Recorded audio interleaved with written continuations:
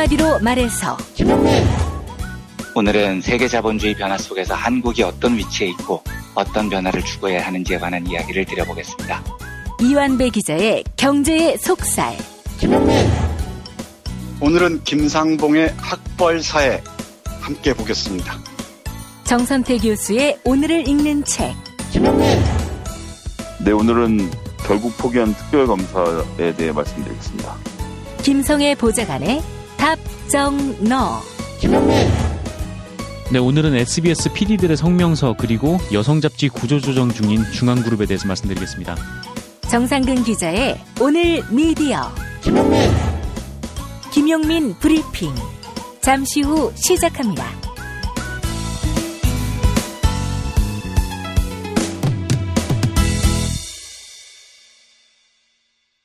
친애하는 영도자 김용민 동지께서는 KT 모바일 샵과의 제휴로 최신형 스마트폰을 저렴한 가격에 구입하면서 김용민닷컴에 무려 18만원의 적립금을 지급하는 놀라운 이벤트를 개최하기로 결정하시었다.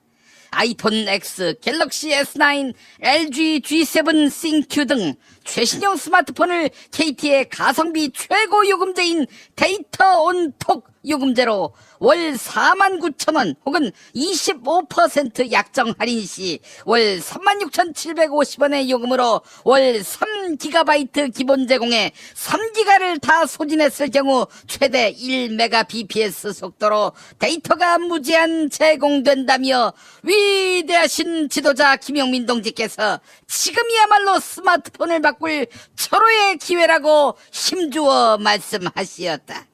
월 3만원대 요금으로 최신형 스마트폰을 무제한으로 계약할 수 있는 방법은 김용민닷컴.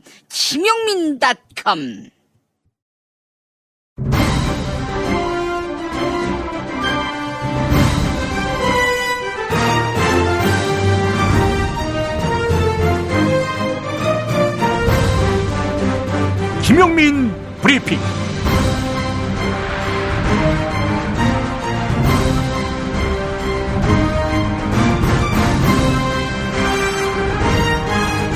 (2018년 8월 23일) 목요일입니다. 배우 김부선 씨의 행보를 납득하는 사람은 많지 않습니다. 그동안 오락가락했습니다만 이재명 경기도지사와 연인 관계라고 하니 이 지사를 원망하는 것은 논외로 하겠습니다만 왜 김부선 씨가 주진우 기자까지 원망하는지 이해할 수 있으시겠습니까? 주 기자는 애초부터 김부선 씨에게 도움을 준 사람입니다. 허위 사실을 퍼뜨리는 김부선 씨를 고소하겠다고 이재명 당시 성남시장이 발끈할 때 이 시장을 설득해서 김부선 씨에게 송사가 미치지 않도록 애쓴 사람이 바로 주 기자입니다. 사건 무마 했다면 김부선을 설득한 게 아니라 이재명을 설득한 것입니다. 아울러 주 기자는 박주민 변호사를 연결해 줌으로써 김부선 씨가 난방 문제로 이웃과 벌이는 갈등을 해소하도록 도왔습니다. 이런저런 도움의 사례를 들어 김 씨는 주 기자에 대한 고마움을 표명한 바 있습니다. 그렇다면 지금 이 시점에서 주 기자를 원망할 포인트는 딱 한 가지밖에 생각이 안 나네요. 주 기자가 최근 분당경찰서에 나가 김부선 씨에 대해 진술한 점, 아마 이것 아니겠습니까? 김부선 씨를 편드는 작가 공지영 씨가 너 치사하게 진술한 거 다 들었다, 이런 말을 남겼지요. 이 말은 주 기자를 향하는 것 같습니다. 다시 이야기해 김부선 씨에게 유리한 진술을 해주지 않은 데 대한 불만의 표시로 보입니다. 주 기자가 이번에 경찰에 나가서 김부선 씨에 대해 사실에 입각해 아는 것을 다 이야기했고 증거 자료 역시 제출한 것으로 알고 있습니다. 김부선 씨는 주 기자에게 대가를 치르게 하겠다, 이렇게 말했다고 하는군요. 이제 말이 아니라 행동으로서 보여주기를 기대합니다. 법리와 상식으로서 자신의 주장을 뒷받침할 수 있는 근거를 제시하는 것, 그것이 주 기자에 대한 최선의 반박이자 복수가 될 것입니다. 이참에 한마디 합니다. 김부선 씨를 앞세워 주진우 기자를 몹쓸 사람으로 만드는데 열을 올리는 이들, 오버하다가 낭패 본다는 말 들어보았습니까?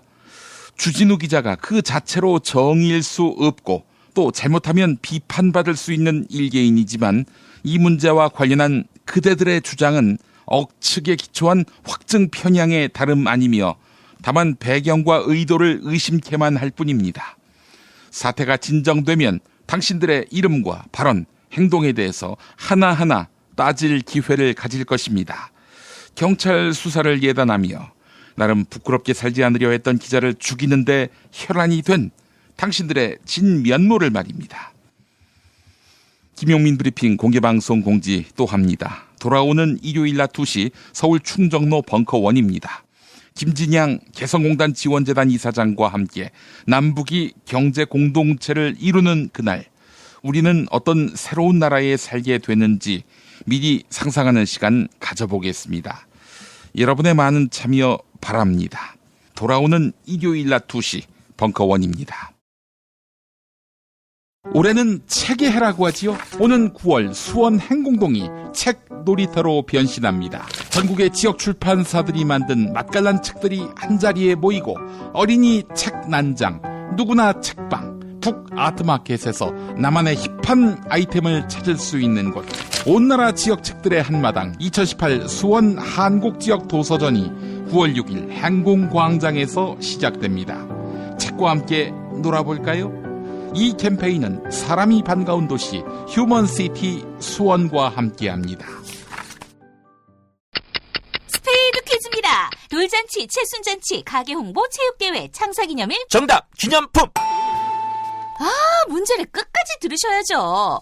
이럴 때 사용하는 판촉물이나 기념품, 답례품, 단체 선물 등을 취급하는 전문업체로서 국민을 위해 제대로 일하는 언론과 정당에 후원을 하는 판촉물 전문업체는 어디일까요? 정답! 네피알! 네? 어디라고요? 네피알! 네, 정답입니다. 판촉물이나 단체 선물이 필요할 때 이왕이면 우리 편 회사 네피알을 찾아주세요. 인터넷 검색창에 네피알을 치시거나 032-519-4800으로 전화주시면 친절하게 상담해드립니다. 그런데 상품은 뭔가요? 네피알에 가서 고르세요. 3만 가지가 넘는 물품이 있어요. 다이어트는 결국 먹는 게 문제다! 문제긴 하지. 매끼 식단 챙기기도 번거롭고 빼도 금세 다시 찌고. 아직도 몰라? 비타샵 다이어트를 해봐. 안 그래도 궁금했는데 어떻게 뺀 거야? 몇 개월 한 거야? 몸에는 안 나빠? 물어 뭐래. 비타샵 가봐. 같이 해. 1522-6648 혹은 비타샵을 검색해주세요.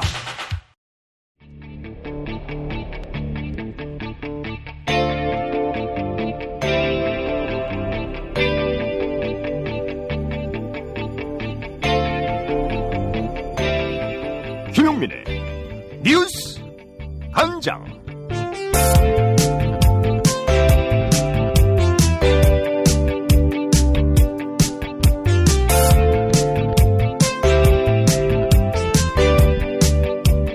위기에 몰린 편의점 가맹점주들이 희망 폐업 시행을 요구하고 나섰습니다. 계속되는 수익 악화에도 불구하고 수천만 원의 위약금이 발목 잡고 있어서 폐업은커녕 피해를 키우고 있다는 것입니다. 하지만 가맹 본사 측은 이러한 요구를 받아들이기 어렵다는 입장인데요. 민주사회를 위한 변호사 모임 부회장 김남근 변호사가 편의점 프랜차이즈 업계의 구조적인 문제점을 짚어보았습니다. SBS 러브 FM 김성준의 시사전망대에 출연한 김남근 변호사의 진단 들어보시죠. 그러니까 최저임금도 못 버는 이제 편의점들도 상당수가 있는 거죠. 예. 그러다 보니까 이렇게 할 바에는 폐업하고 다른 것을 이제 시작을 해야 되는데, 네. 그 위약금의 족쇄에 묶여가지고 폐업도 못 하니까, 그러면 이제 이렇게 상황이 악화된 데들은 이제 과다 출점을 시킨 본사의 책임도 있는 것이거든요. 본사 물론이겠죠. 입장에서는 예. 이제 전체적인 상황들을 아니까 여기에 이렇게 계속 출점이 되게 되면 편의점주가 어떤 상황에 놓일 것이라는 것들은 이제 편의점보다는 더 잘 알 수 있었던 상황이었고요. 근데 이제 편의점 본사의 입장에서는 편의점주가 많이 출점이 되게 되면 그 자체로 거기서 일정한 수수료 수익들은 계속 생기는 거니까 출점을 할수록 이익이 되는 거거든요. 영업을 잘하든 못하든 가네요. 못하든 간에 일정한 수익은 계속 생기는 거니까. 그런데 이제 편의점주 입장에서는 자기 생계비도 못 건지는 그런 문제가 발생할 수가 있는 거죠. 그래서 그런 점에 대해서는 편의점 본사도 좀 책임이 있는 것이기 때문에 이렇게 이제 굉장히 과다 출점된 문제. 예를 들면 일본 같은 경우에는 10만 명당 한 46개 정도의 편의점이 있다고 그러는데 우리는 10만 명당 한 77개 정도라고 그러니까. 굉장히 차이가 나네요. 굉장히 이제 큰 2배 정도 되는 거잖아요. 이거 누가 보더라도 굉장히 과다 출점이 되어 있는 상황인데 이런 상황에 대한 책임은 편의점 본사들도 있기 때문에 일정한 유예 기간을 두고 그 기간 안에 폐업하는 사람들에게는 좀 희망 폐업 이렇게 해서 좀 거기서 벗어날 수 있게 해달라는 거죠. 그렇게 되면 남은 편의점들은 또 경쟁력을 일정 회복하게 되거든요. 과다한 출점이 안 되니까. 그래서 또 경쟁력을 회복한 편의점들은 이제 그걸 바탕으로 해서 뭐 여러 가지 협업도 시도하고 새로운 영업도 시도할 수 있게 이제 해주는데 지금같이 이렇게 과다 출점돼 있는 상황에서는 뭐 하려고 해도 어려운 상황인 것이죠. 그럼 이게 그냥 절규라기보다는 사실은 폐업을 원하는 분들이 과도한 위약금 없이 폐업할 수 있으면 다시 뭔가 다른 걸 새로 시작할 수 있고 또 그래서 폐업이 되면은 과다 출점 문제가 일부 해소되면서 영업을 하는 편의점들도 조금은 도움을 얻을 수 있고 이런 점이 현실적인 이해가 있군요. 그렇죠. 그러니까 이게 어떻게 보면 편의점 업계의 과다 출점으로 생긴 이 같이 다망하고 있는 이 상황에 대한 어떤 구조조정의 역할도 분명히 할 수 있는 것이죠. 네, 그런 걸 이제 바탕으로 해서 그 다음서부터는 이제 편의점 본사들이 너무 과다 출점을 하지 못하도록 하는 그런 장치를 이제 만들어야 되는데 그게 일본에서는 이제 최저 수익 보장제라는 거거든요. 최저 수익 보장제요. 그래서 이제 그 뭐 본사하고 가맹점하고 그 일정한 매출액에 대한 수익 배분을 나눈 다음에 그다음에 이제 뭐 인건비 이런 걸 다 빼야 되지 않겠습니까? 네. 그러더라도 최저 수익이 남는 것들이 예를 들면 일본 같은 경우에 이제 월 한 463만 원 우리로 따지면 그 정도의 이제 수익을 보장하니까 그러면 본사의 입장에서도 출점을 많이 시킨다고 이익이 생기는 게 아니라 부담도 생기는 거죠. 최저 수익을 보장해야 되니까. 그래서 그게 이제 편의점 본사들이 과다하게 출점을 못 시키게 되는 우리처럼 이런 과다 출점이 안 되게 되는 중요한 장치 역할을 했던 것이죠. 그런 점에서 최저 수익 보장제는 편의점주들에게 일정한 이제 생계를 보장하는 문제도 있겠지만 편의점 업계에 있을 과당 출점을 막아서 어느 정도의 경쟁력을 유지하도록 하는 그런 이제 측면도 있는 것입니다. 이게 지금 이런 문제 때문에 정부가 그 근접 출점을 막는 일종의 거리 제한 조치 이런 것도 고려 중이라고 하는데 또 현장에서는 이것도 별 효과가 없겠다 이런 얘기도 나오대요.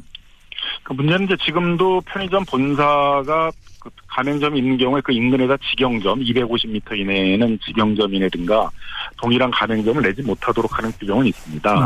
문제는 편의점 본사가 뭐 브랜드만 중요한 게 한 뭐 5-6개 있지 않습니까? 그러면은 다른 브랜드의 편의점이 옆에 다 들어오게 되니까 결국 한 동네에서 몇 개씩이나 경쟁을 하다 보니까 생기는 문제이거든요. 그러면은 이런 데 출점을 시키게 되게 되면은 가맹점주들이 굉장히 어려운 상황에 처한다는 것들은 본사들도 다 알고 있는 것이거든요. 그러면 본사도 부담을 갖도록 만들기 위해서 최저 수익 보장제를 하게 되게 되면 그렇게 이제 이 출점이 되어 있는 옆에다가 다른 브랜드가 들어오는 것들을 막는 그런 역할들을 할 수 있는 것이죠. 지난해 12월 미국계 헤지펀드 엘리엇이 한국 정부를 상대로 8천억 대의 소송을 제기했습니다. 삼성물산과 제일모직의 합병을 승인하는 과정에서 한국 정부가 부당하게 개입했고 이를 통해 자신들이 8,600억의 피해를 보았다는 것인데요. 법무부에 따르면 한국 정부는 증거와 증인이 없다며 조목조목 반박한 답변서를 엘리엇 측에 보냈습니다. 하지만 주진우 시사인 기자는 법무부의 답변서 내용이 수상하다고 지적합니다. 향후 이재용 부회장의 대법원 판결에 영향을 줄 수 있는 내용이 담겼다는 것인데요. TBS 라디오 김어준의 뉴스 공장에 출연한 주진우 기자의 발언 들어보시죠. 그 법무부 답변서가 그러니까 한마디로 정리하면 삼성물산 합병과 관련해서는 모든 것이 합법적이다. 이렇게 답변서가 말하고 있는 건가요? 그러니까요. 법무부가 주장하는 것은 우리 국가가 주장하는 것은 그러니까 삼성의 주장과 거의 동일하다. 이렇게 볼 수 있습니다. 아니 근데 법무부가 법무부가 삼성을 이렇게까지 대변할 이유가 없잖아요. 물론 정부가 나서서 삼성을 도왔다 이렇게 하면 엘리엇 소송에서 불리하니까 뭐 이렇게 답변을 했다고도 볼 수 있는데 이 문제가 굉장히 중요한 문제하고 걸려 있습니다. 그리고 이런 소송은 엘리엇이 8천억 원 넘는 소송 그 피해를 봤다 이렇게 했을 때 니네가 어떻게 피해를 받니 구체적으로 피해를 니네들이 증명해라 이렇게 소송을 그 대비하는 게 이게 맞다고 합니다. 그런데 그렇죠. 그냥 삼성의 주장을 갖다가 그냥 그 논리를 이렇게 갖다 그냥 줬어요. 그런데 좀 재밌는 게 태평양이 법무법인 태평양이 삼성 이재용 부회장을 변호하고 있는데 거의 100명 넘는 변호사들이 그 이재용을 위해서 이렇게 그 법률 대리를 하고 있습니다. 그런데 태평양 출신의 변호사, 아주 젊은 변호사가 이 일을 담당하는 이 법무부의 과장으로 특채됩니다. 그 이후에 삼성의 주장이 그대로 이렇게 받아들여졌다고 이렇게 볼 개연성이 큽니다. 그러니까 법무부의 이건 담당 과장이 특채가 됐는데 그게 이제 그 법무법인이 삼성 이재용 부회장 변호하던 법무법원이다. 네네, 그렇습니다. 그러니까 그 법무부의 답변서가 이런 식으로 삼성의 논리를 그대로 갖다 쓴 것은 삼성의 영향력에 있는 어떤 인사가 특채돼서 그 논리를 구성한 것이기 때문이다. 이런 의심을 가지고 계신 거군요. 네, 그렇습니다. 보통 이렇게 삼성이 곤란함에 처했을 때는 전문가라는 사람이 이렇게 등장합니다. 항상 어김없이 삼성 편을 드는 법조인이나 전문가 교수들이 등장해가지고 이상한 보고서를 쓰고 이렇게 이런 내용을 쓰곤 했는데 이번에는 법무부 이름으로 삼성의 보고서가 나왔다 이렇게 의심할 수밖에 없습니다. 그래서 사실상 박근혜 전 대통령이 삼성한테 뇌물을 받아서 구속된 뇌물 혐의 있지 않습니까? 이 부분도 이제 그 입증해내기가 어렵고요. 그리고 이와 삼성이 그 박근혜 대통령과의 관계에서 있었던 불법 행위에 대해서도 단죄하기가 어렵습니다. 근데 지금껏 수많은 재판에서 삼성의 뇌물 혐의는 거의 입증이 됐는데요. 유독 정영식 판사가 이 부분에 대해서 무죄를 내렸는데 정부가 정영식 판사 수많은 판결을 그냥 뒤집고 법무부라고 정확하게 특정하죠. 여기서는. 네네 법무부가 유독 그 정영식 판사의 판결, 그러니까 삼성한테 유리한 판결 하나만 뽑아서 그걸 정부의 논리대로 지금 주장하고 있습니다. 국제재판에서. 그러니까 법무부가 이런 식으로 이런 논리구조의 답변서를 내는 게 아니라 니네가 피해를 입증하라고 했어야 하는 건데 삼성 논리를 가져다 쓰면서 이제는 정부가 배상하지 않으려면 이재용 부회장을 무죄로 만들어줘야 되는 상황을 만들어버린 거 아닙니까? 그죠? 네네. 아예 법무부가 어떻게 썼냐면요. 검찰이 박근혜 대통령과 그 이재용의 묵시적 청탁에 대한 점을 검찰이 입증하지 못했다고 판단했다. 이렇게 그냥 썼어요. 그러니까 검찰이 잘못했다. 정영식 판사가 옳았다. 이렇게 아예 썼습니다. 이런 얘기도 썼는데 엘리엇은 서울고법이 1심 판단을 뒤집고 삼성 승계 작업과 관련한 청탁을 박근혜 대통령에게 뇌물을 줬다는 점을 인정하지 않았다는 점. 이재명 경기도지사 여배우 스캔들 의혹의 당사자인 배우 김부선 씨가 경찰에 출석했습니다. 공직선거법상 허위사실 유포죄 혐의와 관련한 피고발인이면서 바른미래당 측이 이재명 지사를 고발한 사건의 참고인 신분으로 조사받을 예정이었는데요. 출석 30분 만에 진술을 거부한 김부선 씨는 이재명 지사의 거짓말을 입증할 증거를 제출했다. 이렇게 주장했습니다. 그러면서 변호사 입회하에 고소장을 만들어서 다시 출두하겠다. 이런 입장을 밝혔습니다. 하지만 연인 관계를 입증하기란 쉽지 않을 것이다. 이런 분석이 나오고 있는데요. SBS Love FM 김용민의 정치쇼에 출연한 양지열 변호사와 백성문 변호사의 설명 들어보시죠. 일단 수사 단계에서는 변호사가 반드시 참여하는 건 아니거든요.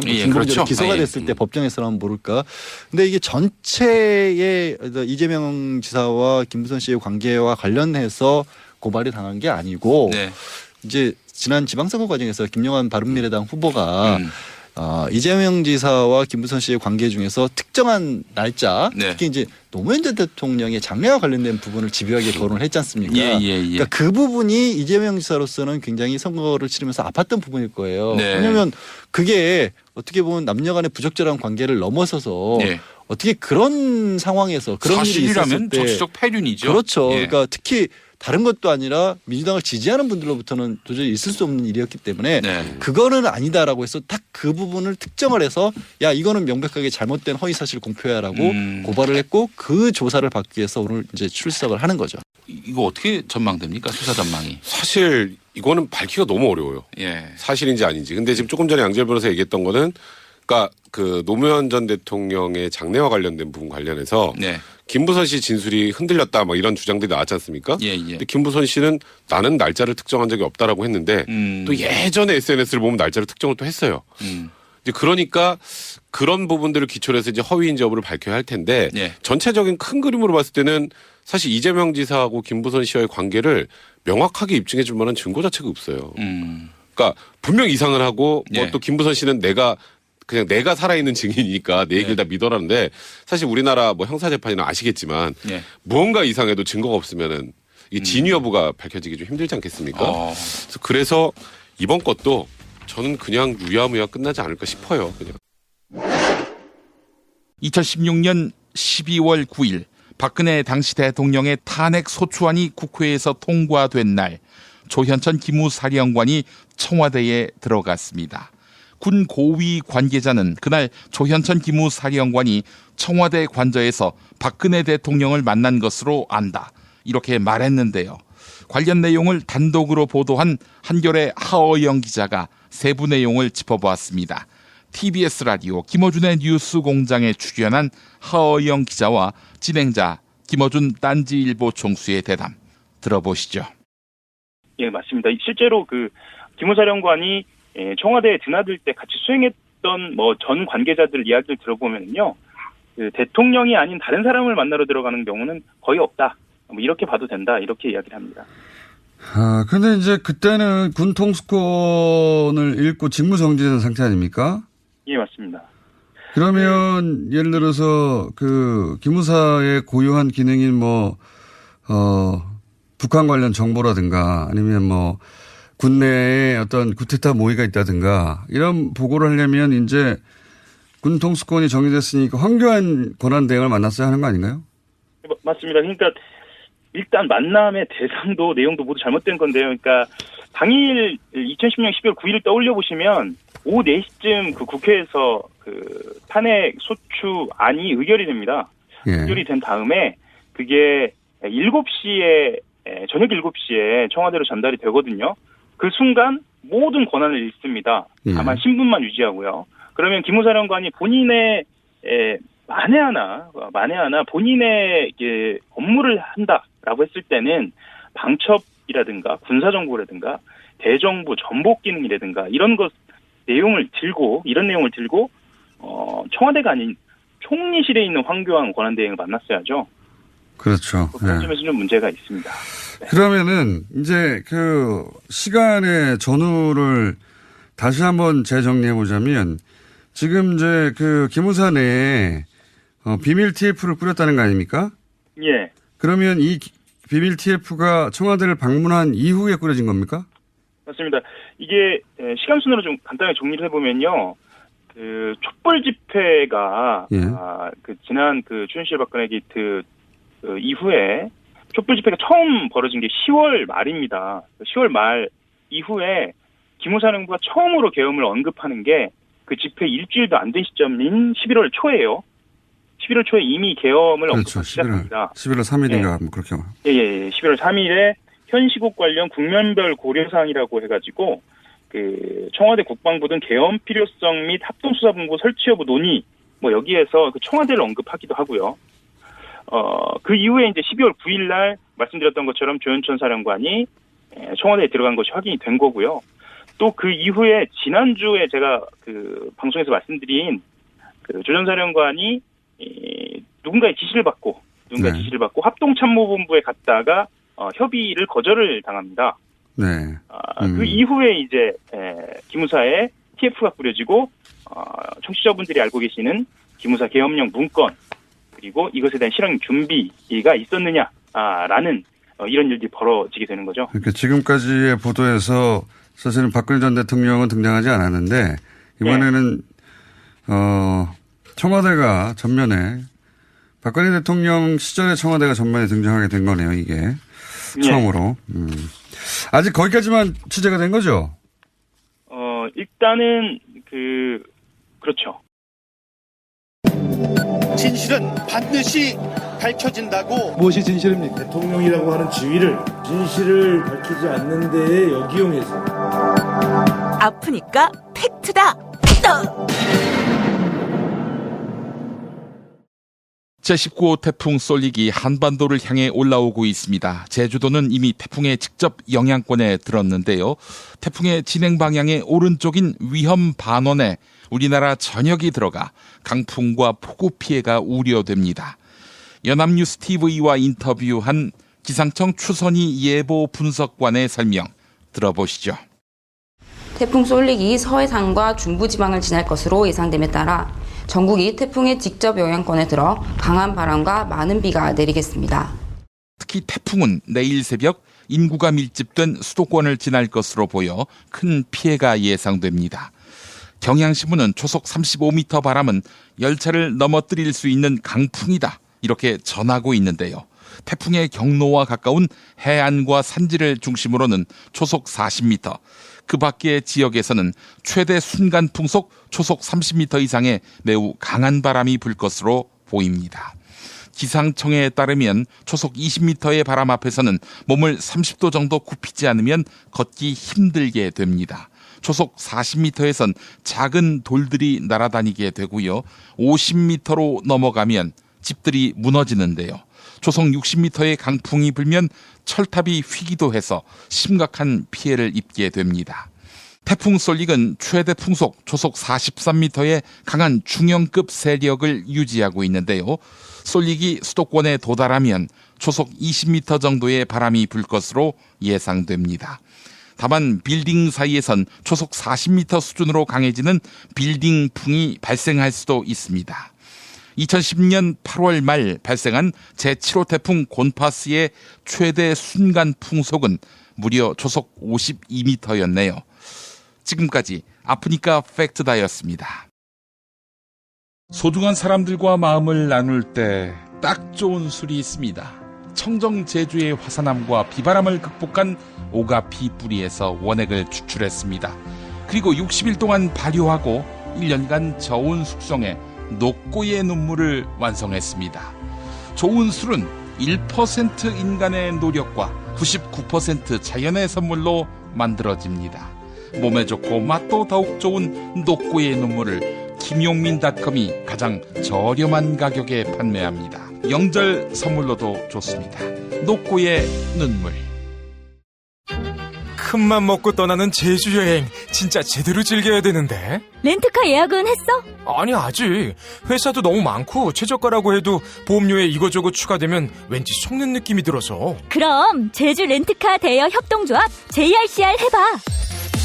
제주도 내 렌트카 회사들이 직영으로 공동 운영하는 협동조합이라 제주도 내 렌트카들을 한자리에서 예약할 수 있고 정직한 가격에 신차를 우선적으로 배차해주거든. 맛집에 갈 때도 호텔에 갈 때도 바다에 갈 때도 제주 렌트카 대여 협동조합은 늘 당신의 손발이 되어드립니다. 홈페이지 jrcr.co.kr이나 전화 064-713-2435로 연락주세요. 우리가 살아온 우토로 마을에는 태평양 전쟁 당시 군 비행장 건설을 위해 강제 동원된 조선인들의 아픈 역사가 있습니다. 역사는 더 오래 기억하는 사람들의 것. 역사는 결국 함께 기억할 때 완성됩니다. 우토로 평화기념관 건립을 위해 당신의 참여가 필요합니다. 기억할게 우토로 캠페인 아름다운 재단. 운전자를 위한 꿀팁 7,000원 운전자 보험 카페. 알고 계세요? 교통사고가 나면 형사합의금, 벌금, 변호사 비용 이거 자동차 보험에서는 보장 못해요. 운전자 상해까지도 책임져 드리는 7,000원 운전자 보험 카페. 버스, 택시, 트럭 등 영업용 차량 운전자를 위한 12,500원 운전자 보험 카페도 있습니다. 실손, 부모님 건강, 자녀 보험도 안내해드립니다. 02849-9730 연중 무휴라 언제든 02849-9730.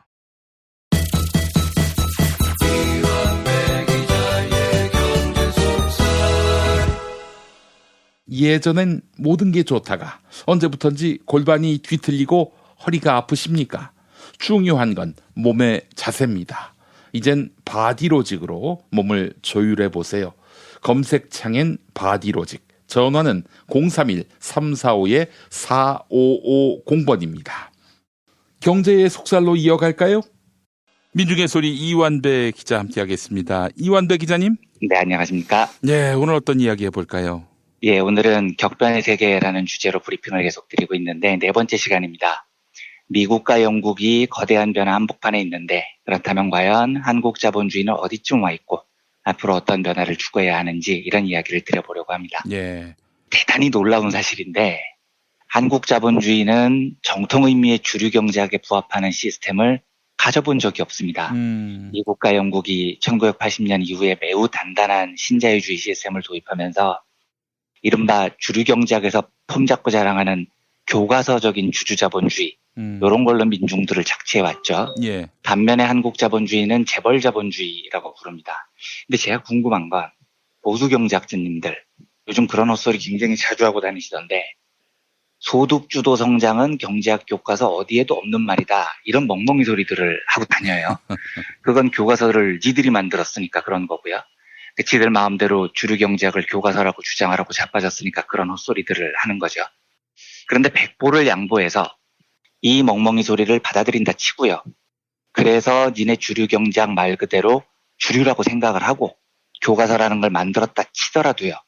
제가 묻고 싶은 건 니네들 교과서 어디에 한국 재벌들이 구축한 이 재벌 경제 시스템이 옳다고 돼 있습니까?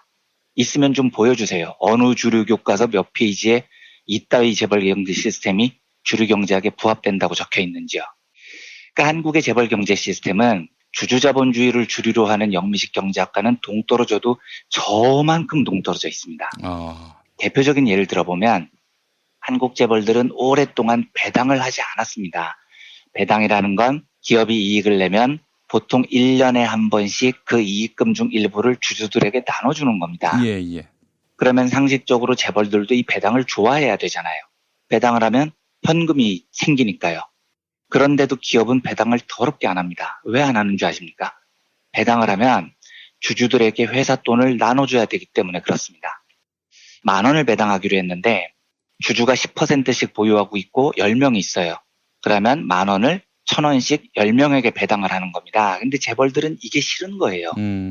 재벌들도 주식을 10% 들고 있으면 1,000원 받아야 되거든요. 주류 경제학에서 말하는 이 지당한 배당의 원칙, 투자한 만큼 배당을 받는다. 이걸 재벌들이 못 견뎌합니다. 얘들은 어떻게 생각하냐면 회사 돈은 전부 내 거야 이렇게 생각을 합니다. 그럼 어떤 일이 벌어지냐면요. 얘들은 배당 대신에 횡령을 선택합니다.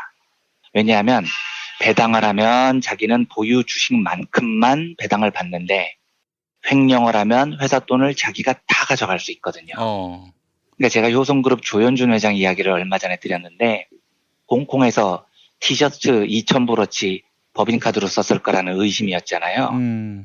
그런데 요거 말고도 조현준은 이미 법인카드로 개인 용도로 16억 원어치나 쓴 혐의가 1심에서 유죄 판결이 났습니다. 근데 이거 들어보면 너무 짜치잖아요. 조현준 재산이 5천억인데 설마 16억이 없어서 법인카드를 긁었겠습니까? 이번 2,000불어치 티셔츠를 정말로 법인카드로 긁었다면 아유 그 고작 해야 200만 원인데 그게 없어서 법인카드를 긁었겠냐고요. 그런 게 아닌 겁니다. 얘들은 그냥 회사 돈이 자기 돈이라고 생각하는 거예요. 그래서 한국 재벌들이 다 횡령 정보 하나씩 갖고 있거든요. 이유가 이런 겁니다. 삼성을 생각한다의 저자 김용철 변호사는 책에 이렇게 적습니다. 평범한 사람들의 생활을 잘 모른다는 것에 대해 이재용은 안타까워하거나 부끄러워하는 기색이 없었다. 자신에게는 보통 사람들과 다른 기준이 적용돼야 한다는 것을 당연하게 여겼다. 그날 이재용은 비자금이나 차명 계좌는 모든 기업이 공공연하게 갖고 있는 것인데 왜 삼성에 대해서만 문제 삼는 것인지 모르겠다며 짜증스러워했다. 이렇게 적은 대목이 있습니다. 분위기가 짐작이 가시죠. 이재용은 아니 비자금 만드는 게 뭐가 문제야? 이렇게 생각을 하는 거예요. 예. 그리고 짜증을 냅니다. 왜 문제를 삼냐고요. 도대체 어느 나라 주류 교과서 경제학에 이런 횡령 경제 범죄가 경제학의 법칙이라고 가르칩니까? 주주자본주의는 네가 3% 지분 갖고 있으면 3%치 권리를 행사하라는 겁니다. 그게 니들이 좋아하는 경제학 교과서에 나와 있어요. 그런데 이건 날강도들도 아니고 회사 돈을 지 돈처럼 뺏쓰는 걸 당연히 여기는 꼴통들이 지금 한국 재벌 자본주의를 주도하고 있습니다. 무슨 이야기냐면 우리나라의 자본주의는 영미식 자본주의에 비해서도요. 최소 40년 이상, 더 잔인하게 보면 100년 이상, 200년 이상 이렇게 뒤처져 있는 겁니다. 굉장히 슬픈 현실인 거죠. 예. 그런데 신자유주의가 마무리되는 이 격변의 시기에 미국하고 영국은 교과서에 나와 있는 주주자본주의의 폐해를 절감하고요. 거대한 전환을 시도합니다. 이걸 보면 우리가 얼마나 갑갑합니까? 주주자본주의하고도 최소 40년 이상 벌어진 후진적 시스템을 갖고 있는데 미국과 영국, 신자유주의의 꼴통이라고 불렸던 강대국들도 이제 이걸 극복하자고 하고 있다고요. 그럼 만약에 2020년에 영미가 신자유주의를 탈피하는 거대한 전환의 첫 발자국을 떼면 우리하고 격차는 얼마나 더 벌어지겠습니까? 지금 한국 자본주의가 뭘 하고 있냐면 이제 겨우 재벌 자본주의를 주주자본주의와 접목을 하려고 하고 있어요. 대표적인 케이스가 현대차그룹 같은 애들인데 현대차그룹이 주식 양도소득세 2조 원씩이나 내고 지배구조를 개편한다고 했잖아요. 그런데 미국 펀드 하나가 시비를 걸어요. 야, 니들 그렇게 하면 모비스 주주인 내가 손해본다. 하지마. 이렇게 시비를 걸었습니다. 5년 전만 해도 제가 장담하는데 정시 일가는 미국 주주들이 지랄을 하건 달나라 주주들이 지랄을 하건 그냥 쌩 까고 밀고 갔을 겁니다. 이게 정시 일가 종족 특성이에요. 주주들 아우 개판으로 여겼습니다. 그런데 놀라운 건 이번에 현대차가 어떻게 했습니까? 미국 주주들이 반대한다니까 지배구조 개편안을 철회해버립니다. 그리고 아이고 미국 주주님들 우리가 낸 개편안이 많이 불편하셨나 보네요. 죄송합니다. 그러면 새로 만들어 올게요. 이러는 겁니다. 이 말은 이제 더 이상 한국 재벌들이 주주들의 요구를 쌩 까고 갈 수 없다는 걸 깨달았다는 뜻이죠. 그래서 이제부터 한국의 재벌들은 미국 주주들, 영국 주주들이 요구하는 거 아주 잘 들어줄 겁니다. 배당 높여 하면 배당 높이고요. 자사주 매입하고 소각해 하면 하는 겁니다. 이럴 가능성이 아주 높아졌어요. 예. 그런데 보십시오. 영국하고 미국은 40년 전에 이미 이걸 다 시스템으로 만들어 놓은 거라니까요. 그리고 기업이 오로지 주주들의 이익에만 복무한다라는 신자유주의의 철학을 뭔가 잘못됐다고 파악을 하고 이걸 지금 극복하자고 하고 있는 겁니다. 근데 우리는 영미가 40년 전에 만들고 이제 잘못됐다고 확인한 걸 그 40년 전 버전을 지금 도입한 해 만에 이러고 앉아 있는 겁니다. 정작 미국과 영국은 40년 해보니까 엿같더라 보완하자, 이해 당사자 자본주의 도입하자, 이익공유제 실시하자 이러면서 거대한 전환을 시도하고 있는데 예. 우리는 지금 뭘 하고 앉아 있는 겁니까? 40년 전 시스템을 도입하는 것도 이렇게 힘들어하는데요. 우리가 얼마나 경제적으로 뒤처져 있는지 설명이 불가능한 정도에 와 있는 겁니다. 제가 그래서 촛불혁명을 보고 정말 놀랍다고 생각했어요. 왜냐하면 사람의 의식이라는 건요. 민중의 의식 수준이라는 건 그 민중들이 살아가는 조건에 의해서 결정되는 겁니다. 정치 시스템은요. 경제 시스템에 의해서 결정되는 거라고요. 그래서 경제 시스템이 후지면 정치 시스템도 후지는 겁니다. 우리 민중들이 사는 세상이 저열한 자본주의면 그 구성원들의 의식도 거기에 머물러 있는 경우가 대부분이에요. 그래서 경제 시스템이 저열한 나라에서는 혁명이 일어나기가 정말 어렵습니다. 러시아 혁명을 레닌이 이끌잖아요. 원래 마르크스의 주장은 사회주의 혁명이라는 건 고도로 발달된 자본주의에서 벌어진다는 거였어요. 그만큼 자본주의 시스템이 발달해야 노동자 의식도 발달한다는 건데 정작 사회주의 혁명은 고도로 발달된 자본주의가 아니라 굉장히 낮은 수준의 자본주의, 농업국가에 가까웠던 러시아에서 발생하죠. 예. 그러면 들으시는 분들 당신 이야기가 틀린 거잖아 이런 생각이 드시잖아요. 저열한 자본주의에서는 구성원들 생각도 자연스럽게 낮은 수준에 머물러서 혁명이 잘 안 벌어진다며 라는 제 이야기와 러시아 혁명이 일치가 안 됩니다. 그래서 러시아 혁명을 이끌었던 레닌이 제일 고민했던 게 그런 대목입니다. 이때 레닌이 남긴 유명한 이야기가 있습니다. 사상은 외부로부터 주입되는 것이다.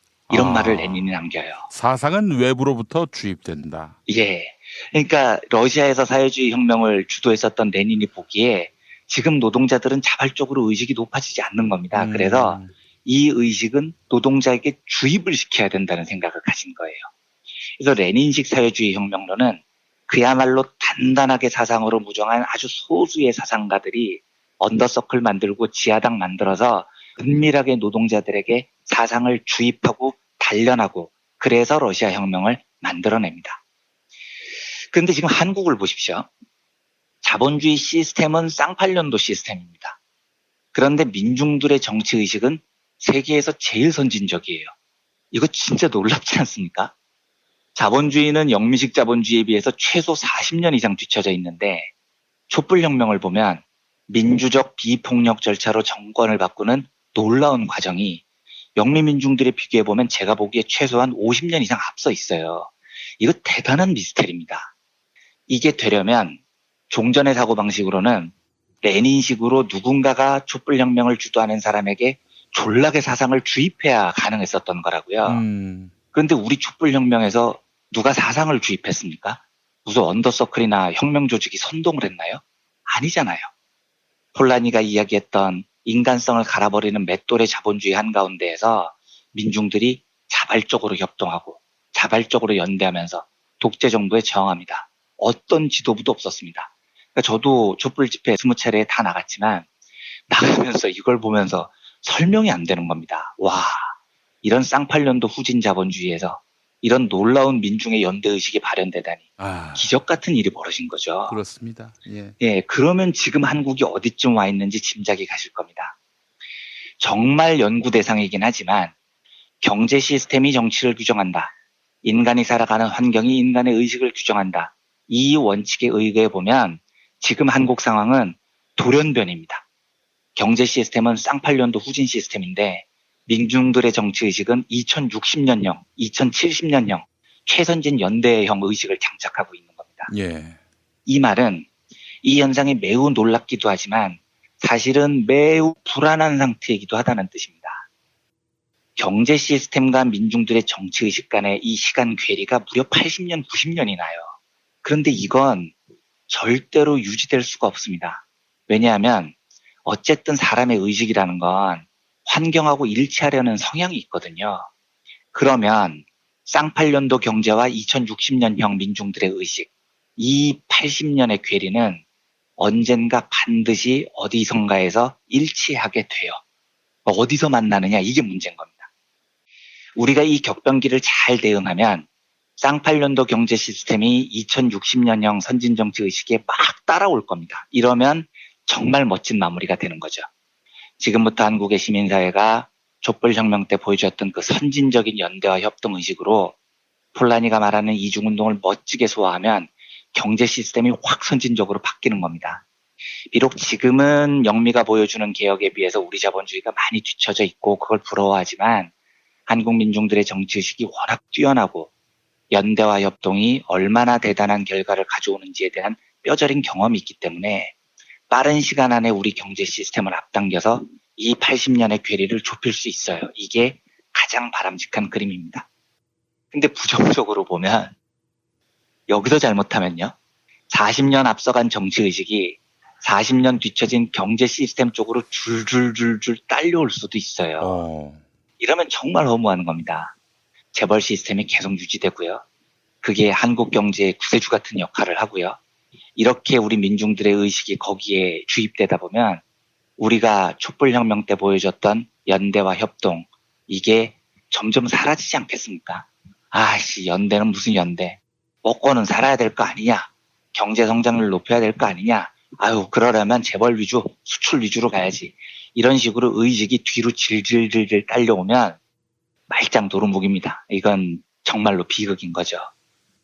시간은 좀 있을 겁니다. 이 촛불혁명이라는 게 너무 위대한 혁명이어서 민중들의 확 나간 의식이 쉽게 뒤로 딸려오지는 않을 것 같아요. 예. 그리고 인간은 연대와 협동이 만들어낸 성공한 혁명의 기억을 그렇게 쉽게 잊는 존재들이 아닙니다. 그런데 시간이 있다고 해도 그 시간이 어마무시하게 길게 주어지지는 않을 겁니다. 그러면 그 시간 안에 우리는 경제 시스템을 크게 수술하는 작업을 해야 됩니다. 미국과 영국은 주주자본주의를 극복하자면서 경제 시스템에 거대한 메스를 대는데 대단하죠. 부럽습니다. 근데 우리에게도 자부심이 있잖아요. 우리는 영미가 하지 못했던 정치혁명을 이끌어낸 경험이 있죠. 그래서 우리는 40년 뒤처진 경제 시스템을 40년 앞선 민중들의 정치의식으로 당겨낼 수 있습니다. 신자유주의가 몰락하는 시기인데 이 격변기에 한국 사회가 해야 될 일은 뛰어난 정치의식, 혁명을 이뤄낸 연대와 협동의 정신으로 재벌자본주의를 혁파하는 겁니다. 그리고 더 나아가서 주주자본주의도 단번에 뛰어넘는 사람을 중심으로 한 새로운 경제 시스템을 설계해 나가는 거죠. 저는 이게 가능할 거라고 믿어요. 하지만 이게 만약에 안 된다면 안타깝게도 우리는 40년 앞선 정치 시스템이 그냥 뒤로 질질질질 딸려가서 다시 쌍팔년도 경제 시스템과 접촉되는 아주 불행한 사태를 맞을 수도 있습니다. 그만큼 중요한 시기를 우리가 살고 있는 거죠. 나흘 동안 너무 뜬구름 잡는 이야기만 드린 것 같아서 좀 죄송스럽고 좀 지루하셨을 것 같은데 저는 어쨌든 이 일이 반드시 될 거라고 믿어요. 저는 이게 우리의 숙명 같은 거라고 생각을 합니다. 뭐 경제브리핑에서 숙명을 이야기하니까 도를 믿으십니까? 뭐 이런 전도하는 것처럼 들리실 수도 있는데 이 숙명론에 대해서는 제가 굳게 믿는 한국 자본주의의 숙명, 한국 사회의 운명에 대해서는 내일 마지막으로 하루만 더 말씀드리고 이번 주에 다뤘던 거대한 변화에 대한 이야기를 내일 마무리하도록 하겠습니다. 그리고 3개월 휴가 들어가시고. 네, 그렇습니다. 알겠습니다. 이완배 기자님 너무 좋은 내용 감사합니다. 아, 감사합니다. 예, 네. 내일 다시 뵙겠습니다. 네, 내일 뵙겠습니다. 고맙습니다. 부모님의 생신이나 기념일엔 이제 다들 아시죠? 오직 부모님만의 주인공으로 하는 세상에 다시 없을 고품격 회고록을 민중의 소리가 특별 제작해드립니다. 한평생 가족을 위해 헌신해 오신 부모님을 위해 아주 오래 기억에 남을 뜻깊은 선물. 기억의 책 만민보 지금 바로 신청하세요. 문의전화 1877-1419 1877-1419 민중의 소리.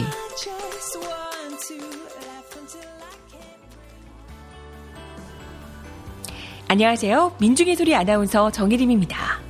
이명박근혜 정부, 그 혹독했던 시간을 견뎌내고 촛불로 민주주의를 바로 세워낸 자랑스러운 여러분 곁에 언제나 민중의 소리가 함께 있다는 거 알고 계시죠? 앞으로도 여러분의 응원과 격려에 힘입어 돈과 권력에 굴복하지 않고 가진 것 없는 사람들의 가장 든든한 벗이 되겠습니다. 민중의 소리 후원 전화 1661-0451 1661-0451 민중의 소리.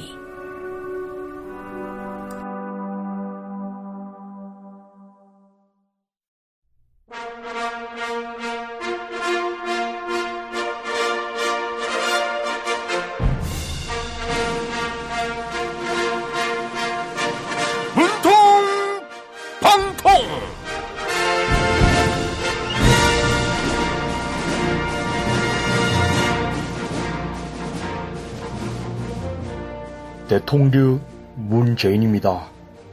무더위가 막바지 기승을 부리던 지난 화요일 취재진과 숨막히는 추격전을 벌인 정치인이 있다고 해요.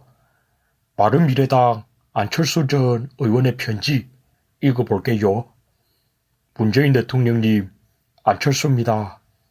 어제 서울 마포구의 한 사무실에서 아주경제기자에게 괴롭힘을 당했습니다. 낯을 많이 가리는 저는 안철수가 아닌 척하고 엘리베이터에 탑승했지만 엘리베이터 안까지 쫓아와 저에게 질문을 퍼부었습니다. 너무 실망한 저는 비상계단으로 몸을 피했습니다. 박주원 전 국민의당 최고위원과 만난 게 잘못은 아니지 않습니까? 아이고, 안철수 전 의원, 날도 더운데 고생 많았습니다. 독일에 간다고 하시더니 40일 넘게 국내에 체류하셨다지요. 한국에서 건강관리를 참 잘하신 것 같아요. 한 걸음에 2계단, 3계단씩 뛰어내려가시는 모습에 많은 분들이 크게 놀라서요. 네? 언론에 노출되는 걸 원치 않아서 핸드폰까지 걷었다고요? 기자가 스토킹을 하는 거 아니냐고요? 아이고, 기자에게 비보도 요청을 하면 되는데 모르셨군요. 그런데 안철수 전 의원의 측근이 기자에게 물리력을 행하였다면서요? 엘리베이터에서도 끌어내리고 기자가 메고 있던 가방을 뒤로 잡아챘다는데 너무했습니다. 말로 하면 되잖아요. 예? 안철수 전 의원이 돈을 받아먹기를 했나 성추행을 하기를 했나 왜 이렇게 괴롭히냐고요? 안철수 전 의원이 독일에 안 간 것보다 드루킹의 댓글 조작이 더 심각한 사안이라고요? 하하하하. 허위범 특검팀은 수사기한 연장을 포기해서요. 법과 상식에 부합하는 처사입니다. 안철수 전 의원은 드루킹의 댓글 조작을 통해 내 이미지가 굉장히 많이 훼손됐다. 이렇게 말씀하셨는데요. 글쎄요. 취재진과 추격전을 벌이는 걸 보니 그게 꼭 드루킹 때문만은 아닌 것 같습니다. 저는 내일 다시 찾아올게요. 허리가 아파요. 아랫배가 나와요. 골반이 바로 서야 건강도 아름다움도 바로 섭니다. 바디로직을 입으세요. 토크밴드의 입체적인 탄력이 틀어진 골반을 바로잡습니다. 간편하고 확실한 골반 교정 타이즈 바디로직. 노력한 만큼 내어주는 자연. 그 자연의 마음을 알기에 정성농장 홍삼. 검색창에서 정성농장 홍삼을 검색해주세요. 010-9754-6972. 피로와 무력감에 지친 인민들을 위하여 명절 선물로도 핵무기급인 페루비안 네이처 코리아의 마고 마카를 가장 저렴하게 구입하는 방법은 김용민닷컴. 남자를 위한 보양식의 끝판왕이 나왔습니다. 지친 남자를 깨우는 놀라운 힘, 궁금한 남자. 여보. 궁금한 남자. 네이버에서 궁금한 남자를 검색하세요. 1833-6654. 가늘어 빠지고 푸석하고 뻣뻣하게 손상된 머리 때문에 트리트먼트에 헤어팩에 에센스까지 쓰신다고요? 어이구. 이제 하나로 컨디셔닝 샴푸 한 가지로 모두 해결하세요. 아기와 임산부까지도 안전한 하나로 컨디셔닝 샴푸. 두피 트러블에 머릿결까지 나쁘다면 강력 추천 환불 보장. 뿌리 깊은 샴푸 1566-7871.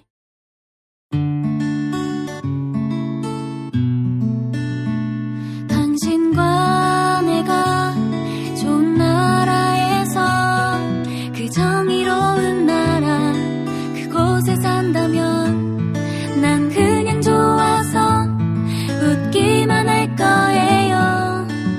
당신의 뉴스 보좌관 김용민 브리핑. 대한민국 뉴스 브리핑의 선두주자 김용민 브리핑. 계속해서 오늘의 날씨를 전해드립니다. 오늘의 날씨 전해드립니다. 제19 태풍 쏠리게의 영향으로 전국이 흐리고 비가 오겠습니다. 기상청은 이번 태풍이 폭우와 폭풍을 동시에 동반할 것으로 전망하고 있는데요. 제주 산간은 최고 500mm가 넘는 물폭탄이 쏟아지고 내륙에도 100에서 250mm의 폭우가 예상됩니다.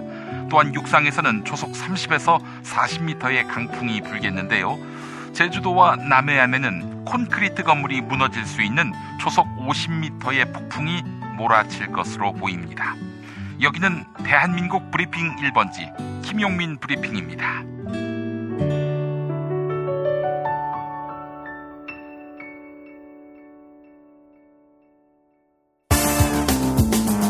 오늘을 읽는 책. 문학평론가인 국민대학교 국문학과 정선태 교수와 함께합니다. 국민대학교 한국어문학부 국어국문전공 정선태 교수님 함께하겠습니다. 교수님. 네, 안녕하세요. 네, 자 오늘 어떤 이야기 나눠볼까요? 네, 오늘 우리 학생들이 졸업하는 날이었습니다. 아, 코스모스 졸업.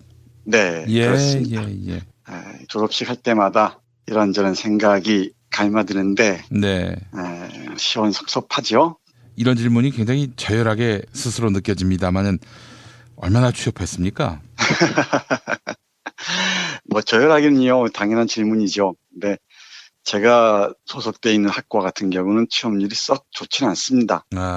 그런데 오늘 졸업식에서도 어떤 선생님이 말씀하셨는데 당당하게 자신 있게 세상과 맞서라 라는 얘기와 함께 졸업을 했는데요.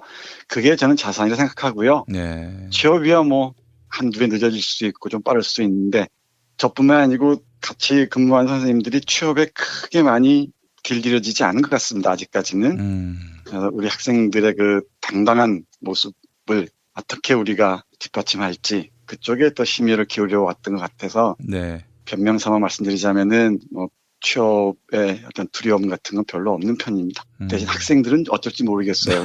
사회적 분위기에서 압박감이 없진 않겠죠. 아, 그래서 문송합니다라는 말도 있지 않습니까? 예.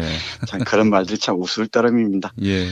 그리고 학교를 어느 학교 나왔느냐는 문제 때문에 적잖이 마음의 고생도 있을 텐데 예. 제가 가르친 학생들은 그렇지 않을 거라는 심증이 분명히 있습니다. 단단한 자의식과 자기 정체성, 자존감이 있으면은 아니 출신 학교가 뭐 이렇게 중요해요? 그러게 말입니다. 저는 그런 점에서는 제가 가르친 학생들에게 충분히 자신감을 또는 뭐 자랑스럽게 생각해도 된다 생각합니다. 예. 그래서 오늘 학벌 사회와 관련해서 중요한 그 논의를 이끌어온 철학자 김상봉 교수의 책 학벌 사회를 여러분께 소개해 드리고자 합니다. 예. 이 시간을 통해서 몇 차례 학벌 문제 그리고 대학 문제에 대해서 말씀드린 기억이 있습니다. 예컨대 서보명 교수가 쓴 대학의 몰락 소개해드린 적이 있고요. 예. 그리고 김동훈 교수가 쓴 한국의 학벌 또 하나의 카스트인가라는 책도 소개해드린 적이 있습니다. 그 연장선상에서 우리 학벌 없는 사회를 위해서 정말 그 애쓰고 있는 김상봉 교수의 책 여러분께 강력하게 추천하면서 소개해드리겠습니다.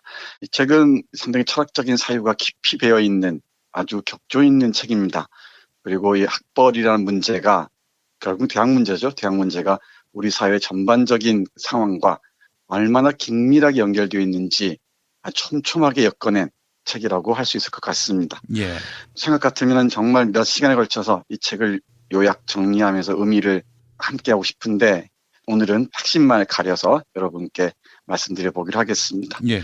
먼저 학벌과 권력 문제인데요.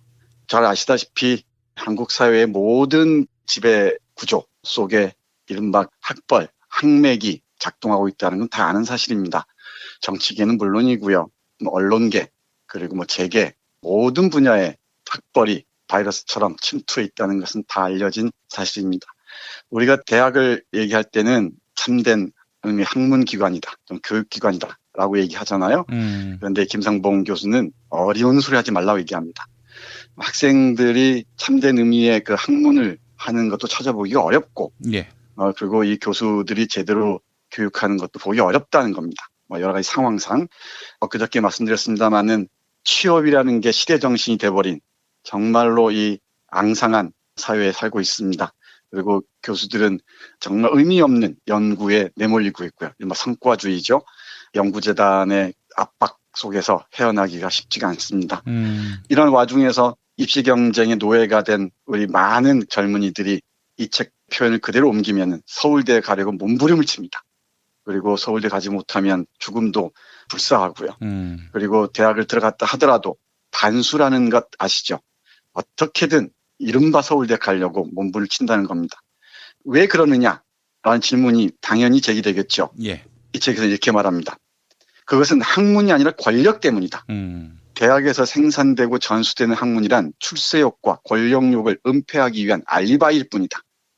학생들은 우수한 학생으로서 좋은 대학에서 공부하기 위해 가능한 한 좋은 대학에 들어가려고 한다고 둘러대지만 그것은 사실 핑계에 지나지 않는다.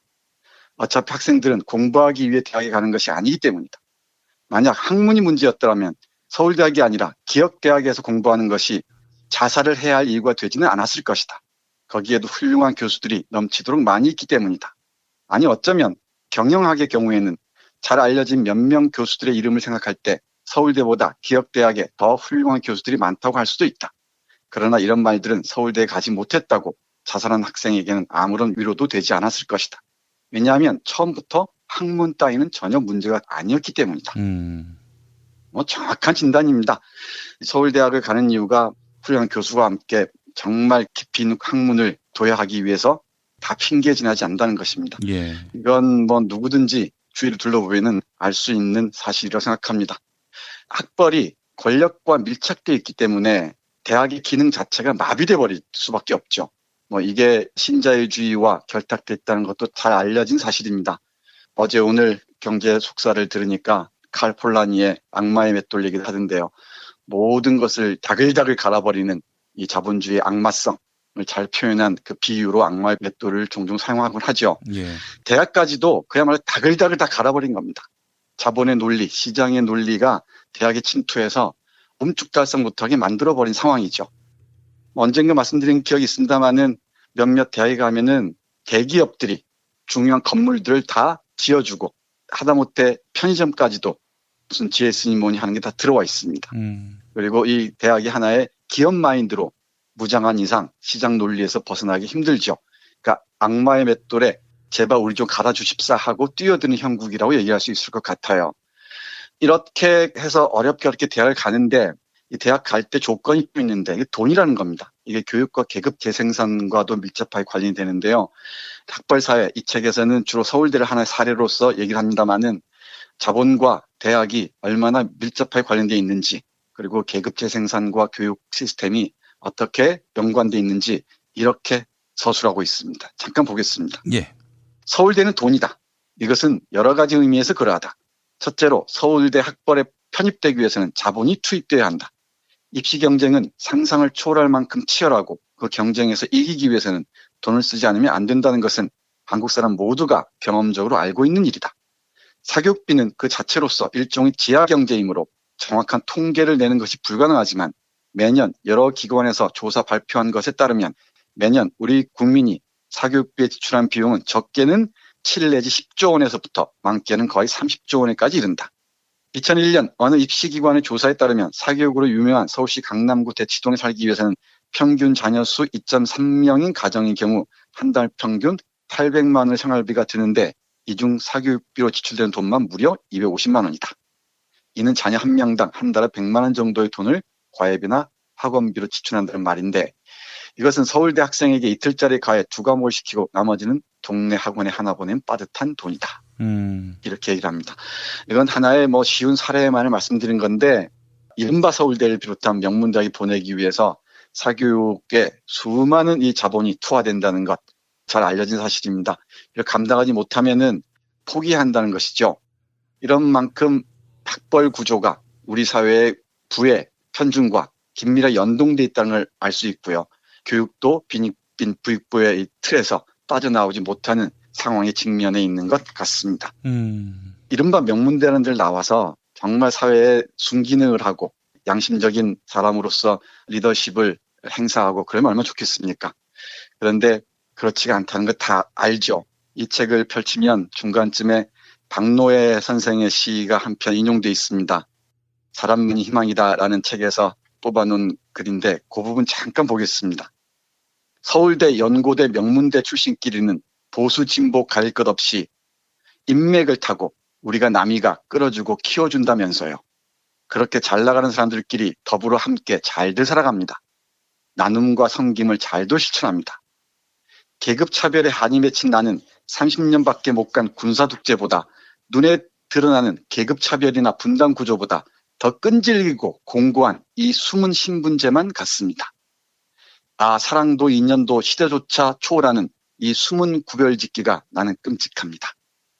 이렇게 얘기합니다. 예. 계급차별이나 분단구조보다 학벌에 기댄 신분제가 우리 사회를 이렇게 힘겹게 하고 있다는 게 박노해 선생의 진단이고 이걸 하나의 사랑도 이념도 시대도 초월하는 숨은 구별짓기라고 얘기합니다. 정말 끔찍하다는 것이죠.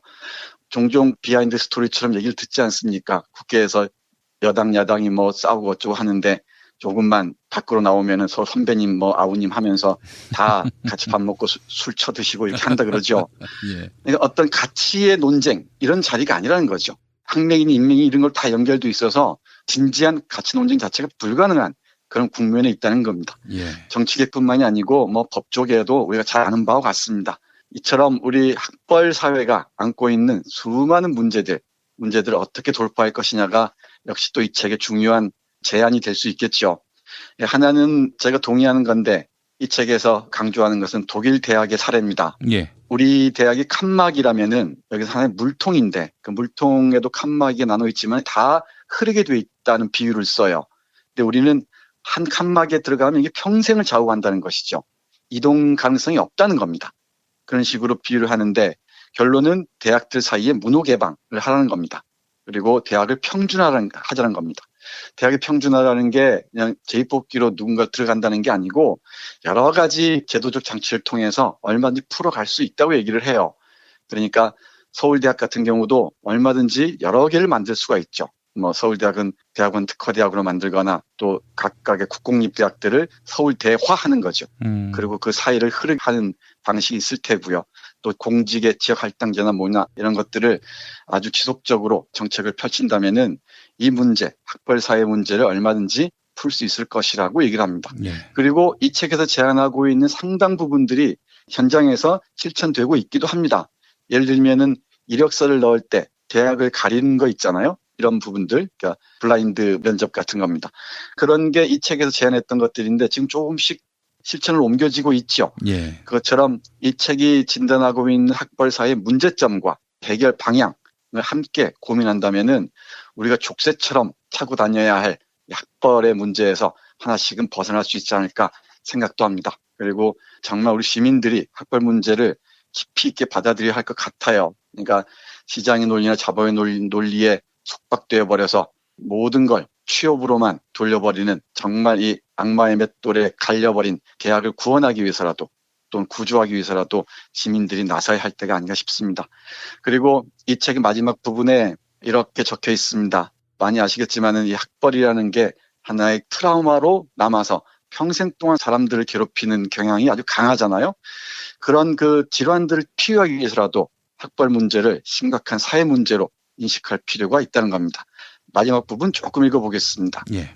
학벌이란 이 땅의 거의 모든 대학생들에게 하나의 트라우마, 곧 정신적 상처이다. 대다수 학생들이 학벌 경쟁의 패배자들이기 때문이다. 그런데 자기의 상처를 정면으로 응시하는 것은 비상한 용기를 필요로 하는 일이지만 그런 용기를 가진 사람은 언제나 드문 법이다.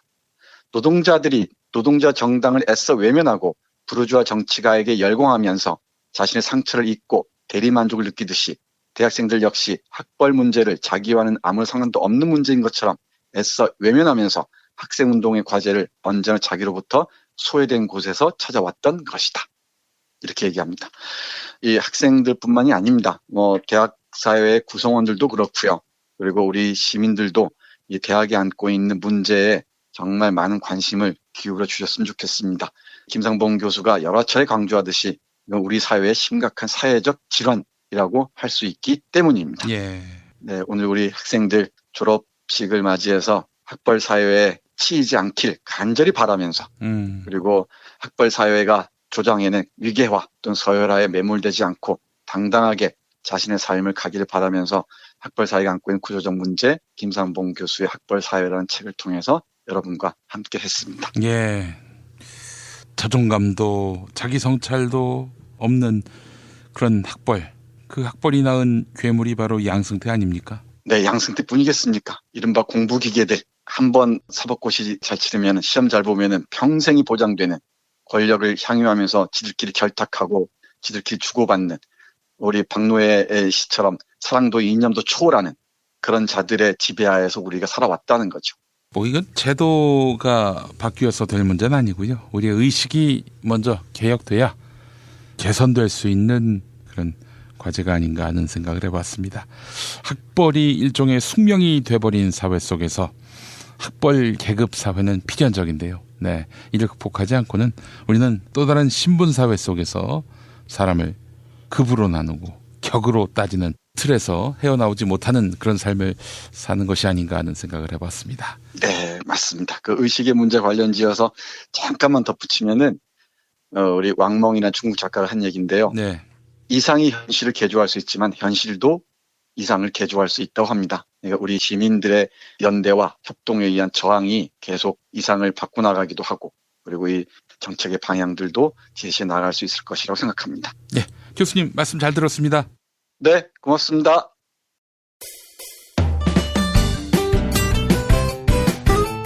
뉴스 폴앤메리 코너로 넘어왔습니다. 김용민 트위터에서 매일 설문조사가 진행되고 있는데요.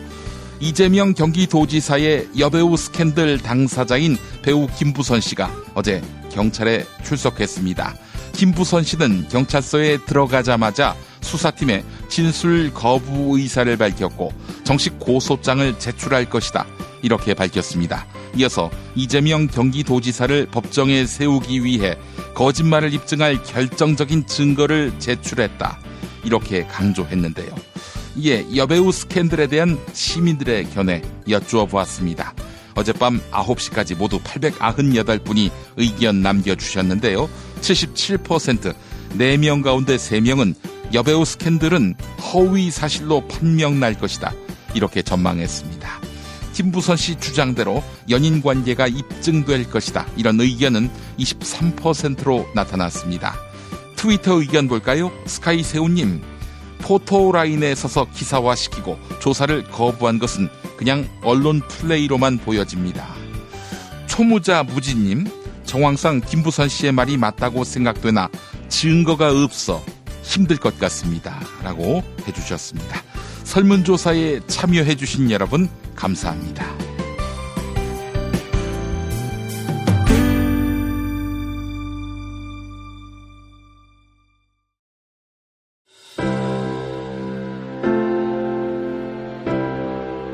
이전에 상상할 수도 없었던 새로운 국면이 조선 대지의 지축을 움직이고 있습니다. 이 민족의 역사가 제 궤도에 올라서서 달리게 시작한다고 하는 느낌이군요. 문익환이 가르쳤고 도울이 배웠던 학교, 한신대학교 신학대학원. 꿈을 현실로 살아간 선구자를 양성하는 한신신학은 촛불혁명과 한반도 종전선언 이후의 세상을 준비하고 있습니다. 한신신학을 통해 세계의 신학을 깊이 연구하고 더 나아가 시대의 예언자의 길을 걷고자 하는 모든 분들을 환영합니다. 이 새 시대는 문익환 씨의 힘으로 열리는 것이 아니라 바로 여기 모인 여러분들의 힘으로 열리는 거예요. 한신대학교 신학대학원 홈페이지나 02-2125-0108로 문의하실 수 있습니다.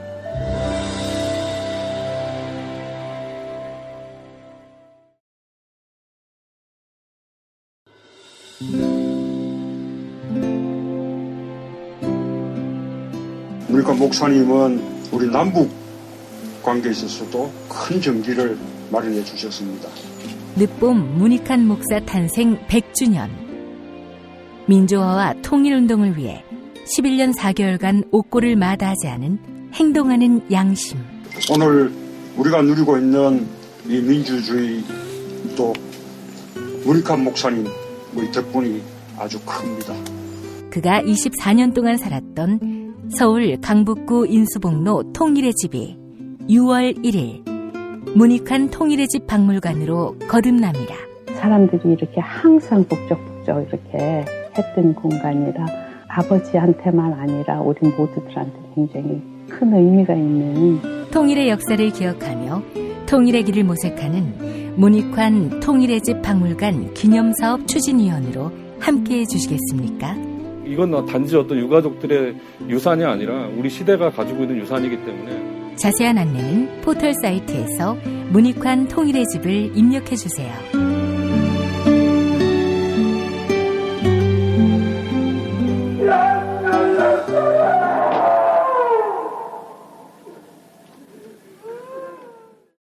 탄핵 때문에 뭐 이야기를 전달을 하려고 해도 길을 막고 듣질 않아요. 회족 수준으로 쪼그라든 한국 보수. 회생의 길은 과연 있을까? 변화된 정치 환경, 갈 길 잃은 보수에게 새로운 희망을 제시한다. 애국 보수의 화려한 부활과 집권을 위한 본격 가이드, 김용민의 신간, 보수를 지켜라. 진중권도 투표하는 보수 정당, 광주에서도 일당이 될 수 있는 보수 정당, 젊은이들의 입당이 줄을 잇는 보수 정당. 언제까지 민주당 정의당을 부러워만 할 것인가? 부러우면 진다니까? 자유한국당 당원 김용민이 쓴 보수를 지켜라. 이김에서 나왔습니다. 뉴스 듣기 능력 평가 정답 맞히신 분 소개합니다. 그동안 담합행위는 공정거래위원회에 고발이 있어야만 검찰이 기소할 수 있었죠. 어제 뉴스 듣기 능력 평가 문제는 정부가 없애기로 한 이 제도의 이름을 맞히는 거였는데요. 정답은 전속 고발권이었습니다. 정답자 브레이크 아웃님, 훌륭하고 젊은 정치 신인을 발굴해서 다음 총선을 준비했으면 좋겠습니다. 라고 하셨고요. 클로징 사연 당첨자는 주디 짱님입니다. 게시판에 이메일 남겨주시기 바랍니다. 클로징 사연 당첨자께는 올인원 향수비누 헤이브로 올인원 파워바를 보내드리겠습니다. 정동영 민주평화당 대표의 페이스북 글입니다.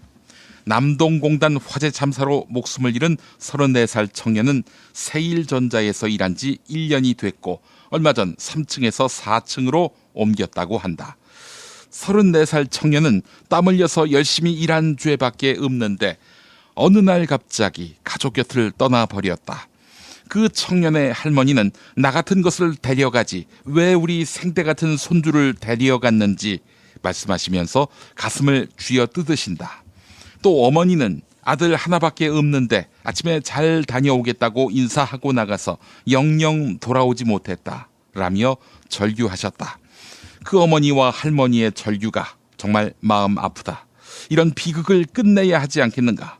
정치인으로서 죄책감을 느낀다. 지난 연초에 제천 참사 현장에서도 미디앙 참사 현장에 갔을 때도 똑같은 죄책감을 느꼈다. 우리나라는 매년 1,800명이나 되는 산업재해 사망자가 발생한다. 하루 평균 5명이 떨어져서 죽고 화재 사고로 죽고 폭발 사고로 죽고 건설 현장에서 죽는다. 이것은 정상적인 민주공화국이 아니다. 이것을 언제까지 방치해야 한단 말인가? 10년 전 이천 냉동 창고 사고로 40명이 목숨을 잃었는데 대표이사는 집행유예 1년에 벌금 2천만 원으로 풀려났다. 이마트 탄현점 사고 당시에는 4명이 숨졌는데 벌금은 고작 100만 원이었다.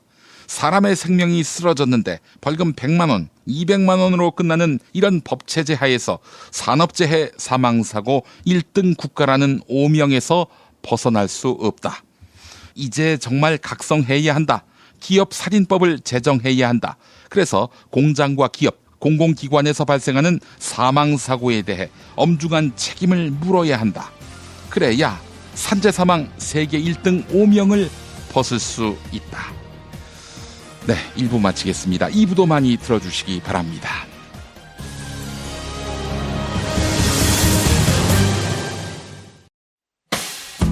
김용민 브리핑과 함께한 시간 어떠셨어요? 다음 시간에도 보다 바르고 알차며 즐거운 정보로 여러분을 찾아가겠습니다. 팟캐스트 포털 팟빵에서 다운로드하기, 구독하기, 별점 주기, 댓글 달기로 응원해주세요. 잊지 마세요. 다운로드하기, 구독하기, 별점 주기, 댓글 달기.